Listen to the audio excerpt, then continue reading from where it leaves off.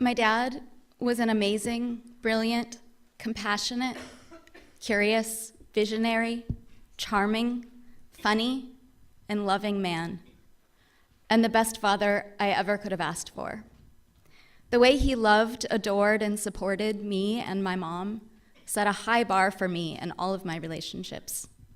And the way he lived his life continues to guide me by example.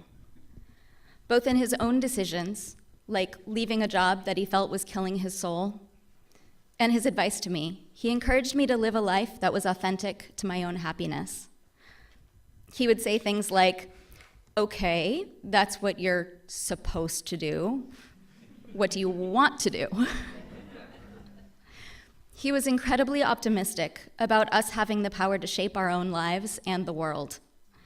What many people saw is gloom and doom about the world, the potential Y2K crisis, peak oil, and other global crises. That was actually his excitement about the opportunity that these disasters have the potential to create. He wanted us, as a global people, to learn from them and to build a more spiritually and environmentally sustainable society as a result. He loved this quote by Buckminster Fuller: "You never change things by fighting the existing reality. To change something, build a new model that makes the existing model obsolete." He encouraged me to create my own models, and he followed innovations all over the planet, sending me article after article about neat projects that were revolutionizing economics, city planning, my field, and politics.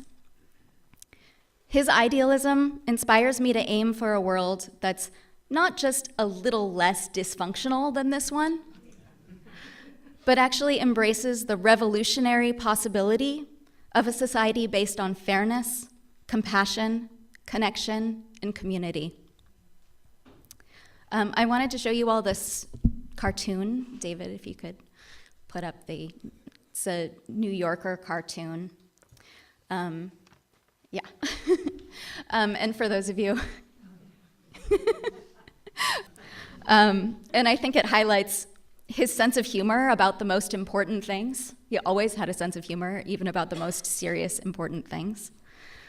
It illustrates the drive that he had to evolve his own consciousness and the consciousness of the entire planet. And I also see this now, and I imagine that whatever he's doing now is much more important than would have been sticking around working on being a better fish.